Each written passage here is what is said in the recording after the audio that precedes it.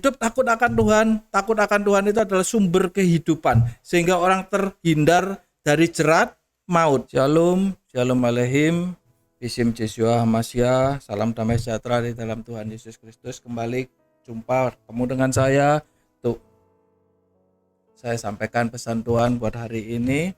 Sebelumnya mari kita berdoa yuk, sebelum kita terima firman Tuhan.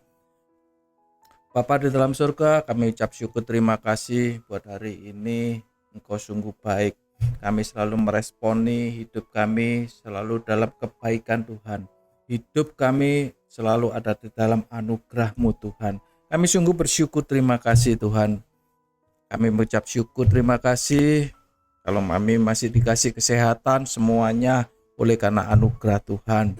Bapa dalam surga, sebentar kami semua akan mendengarkan firman Tuhan, kami akan mendengarkan pesan-Mu Tuhan, supaya kami boleh menerima pesan-Mu menjadi rema dalam setiap kehidupan kami lakukan firman-Mu, dan hidup kami boleh bertumbuh dan berbuah-buah untuk hormat kemuliaan nama Tuhan. Berikan kepada kami setiap hati dan pikiran kami untuk mendengarkan pesan-Mu Tuhan, untuk siap untuk menerima setiap benih firman-Mu. Benih ini boleh bertumbuh dalam kehidupan kami, terus bertumbuh dan berbuah-buah. Terima kasih Tuhan Yesus. Kami mempersiapkan hati dan pikiran kami hanya di dalam satu nama, dalam nama Tuhan Yesus Kristus kami sambut pesan-Mu Tuhan. Haleluya, amin. Puji Tuhan. Shalom aleihim, isim Yeshua Hamasya, salam damai sejahtera di dalam Tuhan Yesus Kristus. Buat hari ini, tema khotbah yang ingin saya sampaikan yaitu harus takut akan Tuhan. Temanya harus takut akan Tuhan. Ya, sekali lagi harus. Jadi bukan dihimbau. Bukan ya boleh kamu takut, boleh enggak. Tapi harus takut akan Tuhan. Sekali lagi temanya harus takut akan Tuhan. Ayo tirukan sama saya bareng-bareng ya. Bapak Ibu saudara sekalian yang mendengarkan, yang ikut dalam siaran online ini juga di rumah ikuti tema buat hari ini. 2, 3 harus takut akan Tuhan. Ayo ngomong sama dirinya sendiri, ya kan? Harus takut akan Tuhan. Oke, puji Tuhan. Kita buka terlebih dahulu firman Tuhan dalam kitab Ulangan pasal 13 ayat yang 4. Demikian firman Tuhan, kita baca bareng-bareng ya. Tuhan Allahmu harus kamu ikuti. Kamu harus takut akan Dia Tuhan. Kamu harus berpegang pada perintahnya. Suaranya harus kamu dengarkan. Kepadanya harus kamu berbakti dan berpaut. Sekali lagi, saya ulangi buat Bapak Ibu Saudara sekalian. Ulangan 13 ayat 4. Tuhan Allahmu harus kamu ikuti. Kamu harus takut akan Dia. Kamu harus berpegang pada perintahnya. Suaranya harus kamu dengarkan. Kepadanya harus kamu berbakti dan berpaut. Ini perintah Tuhan. Ini suara Tuhan, ini firman Allah, yaitu perintah Allah harus kamu ikuti. Yang namanya perintah, mau nggak mau, suka nggak suka, setuju nggak setuju, kita sebagai anak-anak Tuhan, kita sebagai orang percaya, kita sebagai orang-orang yang sudah didamaikan di dalam Kristus Yesus, ya kan? Kita sudah hidup di dalam jalurnya Tuhan. Supaya kita hidup selalu di dalam jalurnya Tuhan, ini firman Tuhan harus kamu ikuti. Ya kan? Suara Tuhan, perintah Tuhan, firman Tuhan harus kamu ikuti. Yang pertama tadi dikatakan harus kamu ikuti. Perintah Tuhan itu harus kamu ikuti. Nggak bisa, nggak ada pilihan. No choice. Nggak ada pilihan. Mau nggak mau harus saudara dan saya mengikuti apa yang tertulis dalam Bible kita, apa yang tertulis dalam Alkitab, mulai dari Kejadian sampai Wahyu, apapun yang tertulis harus kita ikuti. Yang kedua, harus takut akan Tuhan. Anak Tuhan harus punya hati, punya jiwa takut akan Tuhan hidupnya. Nggak bisa karpe sendiri, nggak bisa mau-maunya gue, mau gue, mau jalan karpe sendiri, nggak bisa. Tetapi harus hidupnya takut akan Tuhan. Oke, yang ketiga tadi dikatakan harus berpegang pada perintah Tuhan. Perintah siapa? Perintah Tuhan. Kalau Tuhan katakan lakukan, ya kita harus lakukan. Kalau Tuhan bilang jangan, ya jangan. Kita harus berpegang itu. Kalau Tuhan tidak bilang apa-apa, itu yang bilang orang dunia, yang bilang ajaran yang lainnya, itu nggak perlu kita turuti. Kalau selamanya nggak ada tertulis di dalam Alkitab kita, bukan yang tertulis di dalam Alkitab kita nggak perlu ikuti. Oh, katanya oma opa saya, katanya emak engkong, katanya kakek nenek saya, buyut saya, atau katanya begini, katanya begitu. Kalau selama tidak ada di dalam Alkitab, tidak tertulis di dalam Alkitab kita, itu bukan ukuran. Sekali lagi, bukan untuk kita lakukan, bukan untuk kita kerjakan, bukan untuk kita berpegang, tetapi firman Tuhan, Bible saudara, Alkitab saudara, itu yang harus kita pegang, perintah-perintah, karena itu adalah perintah Allah, karena itu adalah suara Allah. Ya, yang ketiga harus berpegang pada perintah Allah. Yang keempat, suaranya harus kamu dengarkan. Suaranya harus kamu dengarkan. Suara siapa? Suara Tuhan, suara Allahmu. Yang tertulis dalam Alkitab kita itu suara Allah. Bukan sekedar itu tulisan, dongeng dan lain sebagainya, bukan. Kalau orang dunia bilang kamu harus itu dongeng itu, tapi kita sebagai orang percaya, semua yang tertulis dalam Alkitab itu adalah perintah Allah, itu adalah suara Allah yang harus kita dengarkan dan lakukan. Yang kelima, harus berbakti dan harus berpaut kepada Tuhan Allahmu. Berbakti, enggak berbakti sama yang lainnya, enggak berbakti dengan yang lain-lainnya. Berbakti hanya kepada Tuhan Allahmu. Berpaut yang keenam, berpaut kepada Tuhan Allah. Berpaut itu gimana? Melekat. Hatinya itu melekat. Lengket. Udah enggak ada yang lainnya. Kayak orang kalau jatuh cinta itu, ya kan? Ada istilah kan gini. Jatuh cinta itu rasanya seperti kotoran kucing rasa coklat, katanya gitu ya kan. Nah, kalau sudah jatuh cinta itu melekat banget ya kan, sampai nggak mau dipisahkan ya kan. Nah itu kita harus kayak gitu, berpaut, hati kita melekat sama sungguh-sungguh sama Tuhan, sama Allah kita. Oke, saya lanjut. Seseorang yang hidup takut akan Tuhan otomatis, ya, temanya harus hidup takut akan Tuhan. Kenapa kita harus hidup takut akan Tuhan? Why? Kenapa kita harus hidup takut akan Tuhan? Pak, nggak bisa. Kita nggak ada pilihan lah. Yang lainnya nggak ada. Sekali lagi tidak ada. Mau nggak mau kita harus hidup takut akan Tuhan. Saudara dan saya, firman Tuhan sendiri bilang harus hidup takut akan Tuhan. Nah, kalau kita hidup takut akan Tuhan, nah ini yang ingin saya sampaikan buat saudara, untuk pemirsa yang ada di rumah dimanapun yang mendengarkan siaran online ini. Ketika kita hidup takut akan Tuhan, kita dapetin manfaatnya apa, keuntungannya apa. Ya, sekali lagi yang kita dapatkan ini manfaatnya bukan janji Allah. Apalagi sebentar lagi nih ada kampanye, banyak kampanye nih, sudah mulai kampanye, nanti tahun depan sudah mulai pemilu dan lain sebagainya. Wah, kan banyak nih caleg-caleg dan lain sebagainya, atau calon presiden yang menjanjikan, janjinya ini, janjinya itu, janjinya ini. Semua pada janjinya manusia ya kan. Nanti kalau sudah jabat gitu, janji tinggal janji ya kan. Akhirnya janjinya ya janji manusia hilang sudah. Tapi buat sore hari ini, buat saat ini yang ingin saya sampaikan, hidup takut akan Tuhan bukan janji Allah. Sekali lagi, Ini bukan berbicara janji Allah, beda. Kalau janji itu masih dijanjiin, belum tentu kita dapetin. Walaupun kita tahu janji Allah itu pasti ya dan amin, pasti digenepi. Lain beda dengan janji manusia, ya kan? Sekali lagi beda dengan janji manusia. Tetapi yang ingin saya sampaikan, ini bukan sekedar janji Allah, tetapi otomatis saudara dan saya akan menerimanya. Jadi beda, janji dengan secara otomatis itu beda. Sekali lagi, seseorang yang hidup takut akan Tuhan otomatis, ya, saya nggak bilang janji Allah, tapi otomatis akan mendapatkan yang pertama. Apa? Seseorang yang hidup takut akan Tuhan, otomatis yang pertama kita akan mendapatkan Mazmur 112 ayat yang pertama. Kita buka.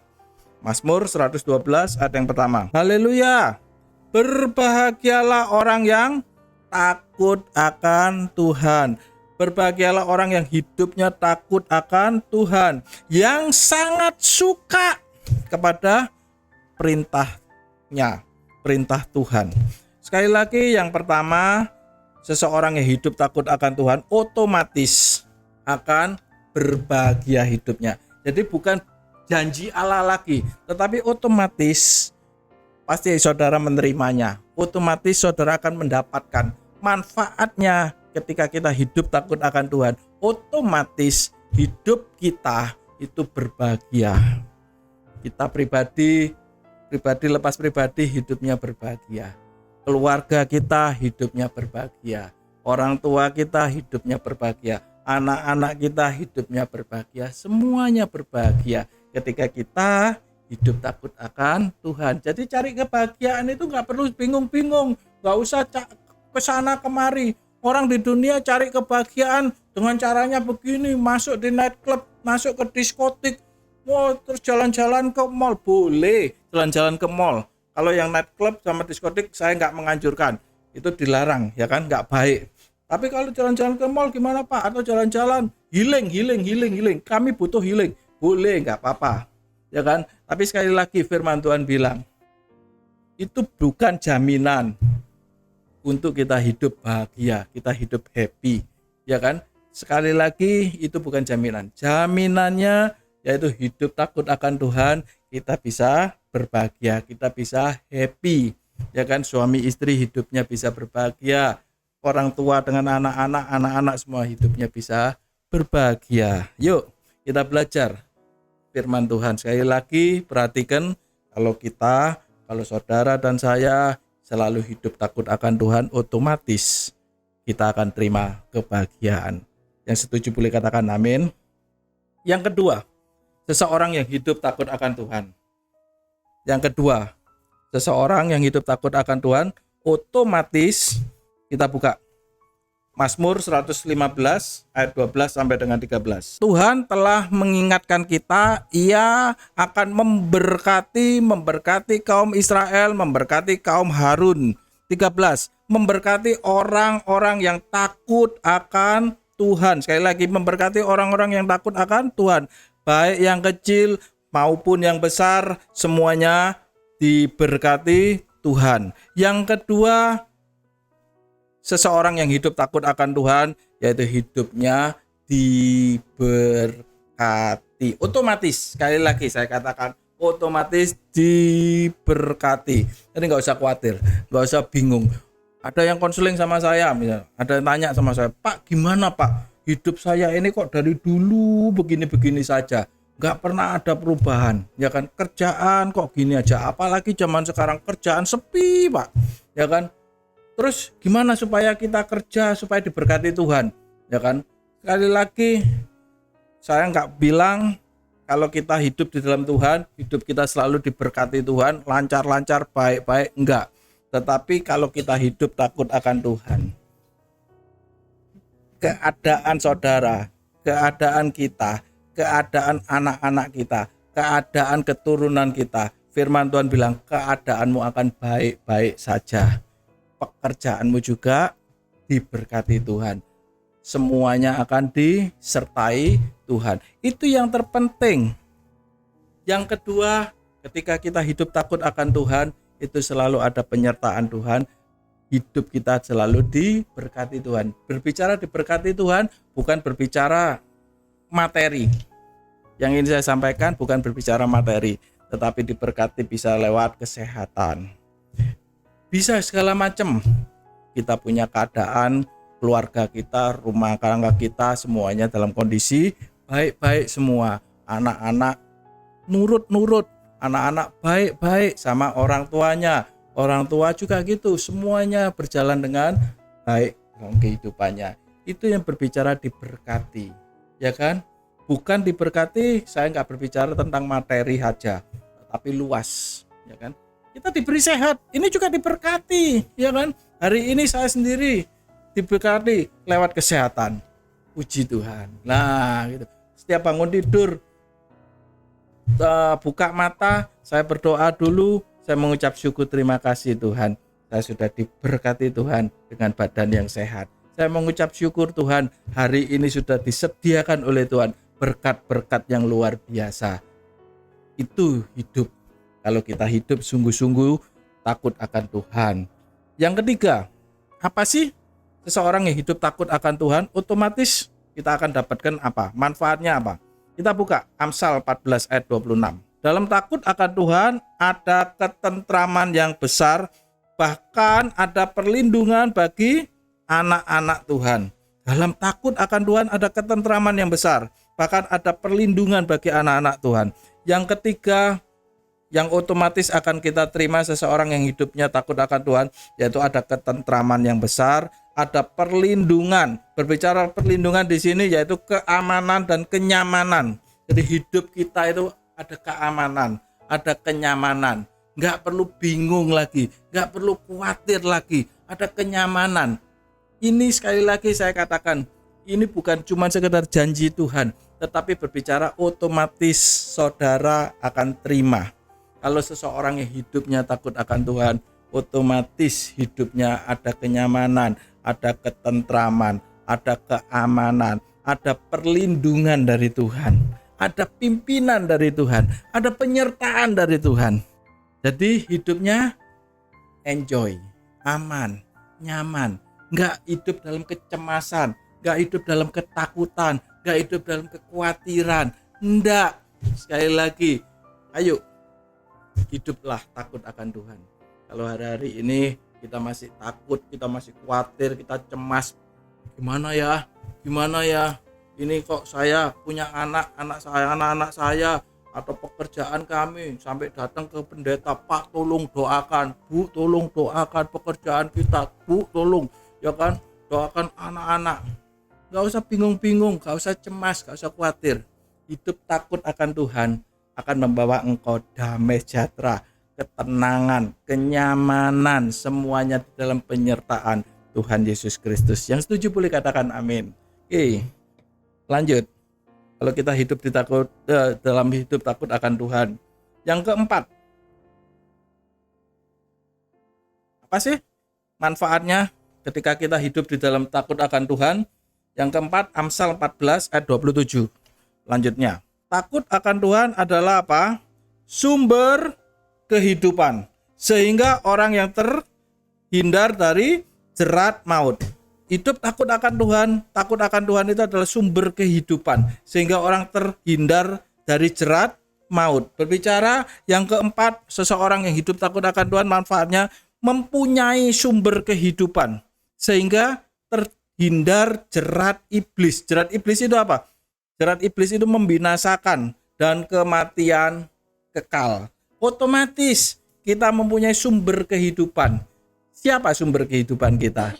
Yaitu Yesus Kristus ada di dalam kehidupan saudara dan saya. Otomatis, saya katakan sekali lagi, bukan janji Tuhan, tapi otomatis.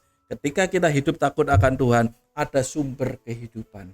Ada Allah di dalam hidup kita, ada Yesus Kristus hidup di dalam hidup kita, menyertai, menuntun kehidupan saudara dan saya, yang menjauhkan sehingga kita tidak terjerat oleh iblis. Jerat iblis itu apa? Membunuh, membinasakan, menghancurkan, membelenggu kita. Apalagi macam-macam, menipu kita, macam-macam, tipu daya iblis dan lain sebagainya, itu akan dijauhkan. Ya kan? tapi membawa kita pada kehidupan, bahkan kehidupan yang kekal. Ayo, sekali lagi saya katakan, hidup takut akan Tuhan, manfaatnya banyak buat saudara. Bukan menguntungkan Allah. Kalau kita hidup takut akan Tuhan, nanti yang untung Tuhan. Enggak. Bukan menguntungkan surga, tetapi menguntungkan diri kita sendiri. Menguntungkan istri kita, keluarga kita. Enggak, ya kan? Ya oke, menguntungkan istri dan anak-anak kita, tapi yang jelas itu menguntungkan diri kita sendiri. Nah, efeknya baru ke keluarga. Dampaknya keluarga juga ikut menikmati. Itu tadi, kenyamanan, ada keamanan, ada ketentraman. Otomatis semua kita dapatkan. Efeknya itu di kita sendiri. Manfaatnya di kita sendiri. Ya kan? Kita ketika kita hidup takut akan Tuhan. Yang kelima, seseorang yang hidupnya takut akan Tuhan, manfaatnya apa? Otomatis apa yang didapatkan? Kita buka terlebih dahulu. Mazmur 34 ayat ke-8. Malaikat Tuhan berkemah di sekeliling orang-orang yang takut akan Dia, takut akan Tuhan, lalu meluputkan mereka. Sekali lagi, ada malaikat Tuhan yang berkemah di sekeliling orang-orang yang takut akan Tuhan, lalu meluputkan mereka. Maksudnya gini, ketika kita hidup takut akan Tuhan, manfaatnya yang kelima, otomatis kita dapatkan senantiasa ada perlindungan Tuhan. Ada penjagaan Tuhan siang dan malam. Kenapa ada penjagaan Tuhan siang dan malam? Ada malaikat Tuhan yang berkemah di sekeliling kita, berkemah di keluarga kita, berkemah di rumah tinggal kita, berkemah di pekerjaan kita, berkemah di perusahaan kita, yang punya perusahaan, yang bisnis, berkemah di bisnisnya kita. Ada perlindungan dari Tuhan. Gak usah khawatir, gak usah takut. Gimana sih? Gimana? Akhirnya membuat kita cemas. Satu aja, hidup takut akan Tuhan. Ketika kita hidup takut akan Tuhan, tidak perlu cemas lagi. Ada malaikat yang berjaga-jaga. Bahkan di keluarga kita, di rumah tangga kita, di rumah tinggal kita, itu ada malaikat yang selalu berjaga-jaga. Beberapa hari yang lalu kami nyaris kehilangan sebuah motor, sepeda motor anak saya. Parkir di depannya depotnya dia, kafenya dia, gitu kayak biasalah. Udah sepeda motor itu parkir gitu, dan pikirnya anak saya kelihatan dari dalam, parkir di depan kelihatan dari dalam. Ya, namanya dia juga sibuk ini dan lain sebagainya. Nggak tahu entah kapan kejadiannya, tapi ketika dilihat di CCTV gitu, hampir sudah mau tutup gitu, itu ada orang yang tiba-tiba jalannya ngendep-ngendep gitu, udah sempat ngerusak kunci kontaknya. Itu udah jebol itu kunci kontak, dan tinggal dimundurin sedikit, sepeda motor itu dituntun, tinggal didorong gitu, berapa mungkin 3 meter, 4 meter atau 5 meter gitu, tinggal starter udah berangkat, udah hilang di sepeda motor. Tapi yang terjadi sepeda motor ini nggak tahu entah gimana, setelah dirusak itu kunci kontaknya, tiba-tiba si maling ini ditinggal gitu aja, nggak jadi diambil. Nah, saya percaya ketika kita hidup takut akan Tuhan, itu ada perlindungan Tuhan, ada malaikat Tuhan yang berkemah, ada malaikat Tuhan yang berjaga-jaga. Nggak tahu gimana caranya, nggak tahu gimana, wis pokoknya urusannya tiba-tiba maling ini nggak jadi. Padahal sudah rusak itu, tinggal didorong aja udah, tinggal bawa lari, hilang udahan sepeda motornya. Ayo, ini kesaksian buat kita semua, buat saya sampaikan, ya kan? Kita hidup takut akan Tuhan itu nggak ada ruginya. Yang menguntungkan malah justru kita sendiri. Ada perlindungan Tuhan, ada pimpinan Tuhan, ada penyertaan Tuhan, otomatis juga ada berkat-berkat Tuhan. Amin saudara, ya. Ayo kita rubah hidup kita, style kita, nggak usah bingung-bingung. Gimana? Kita harus gimana? Kita harus begini. Nggak usah. Hidup aja takut akan Tuhan. Turuti segala perintah Tuhan. Lakukan firman Tuhan. Apa yang harus dilakukan? Pegang firman Tuhan. Ketika kita hidup di dalam firman Tuhan, sudahlah, percaya. Hidup kita akan tenang, hidup kita akan damai sejahtera. Oke, saya rasa cuma sampai di sini. Kita tutup Alkitab kita berdoa. Kami mengucap syukur terima kasih Tuhan buat firman Tuhan, buat pesan-Mu Tuhan, itu bisa kami terima dan kita lakukan. Kami lakukan semua apa yang kami dengar, kami lakukan firman-Mu Tuhan, dan ketika kami melakukan firman-Mu, hidup kami senantiasa ada di dalam penyertaan Tuhan. Hidup kami senantiasa dipulihkan Tuhan, hidup kami diberkati Tuhan, hidup kami senantiasa dalam perlindungan Tuhan. Terima kasih Tuhan buat pesan-Mu buat hari ini. Kami terima, kami tangkap semuanya sebagai pelajaran buat kami. Mengucap syukur, kami serahkan firman, kami serahkan hidup kami senantiasa ke dalam tangan Tuhan. Mengucap syukur hanya di dalam satu nama, di dalam nama Tuhan Yesus Kristus yang sudah diberkati Tuhan. Mari sama-sama katakan amin. Tuhan Yesus memberkati.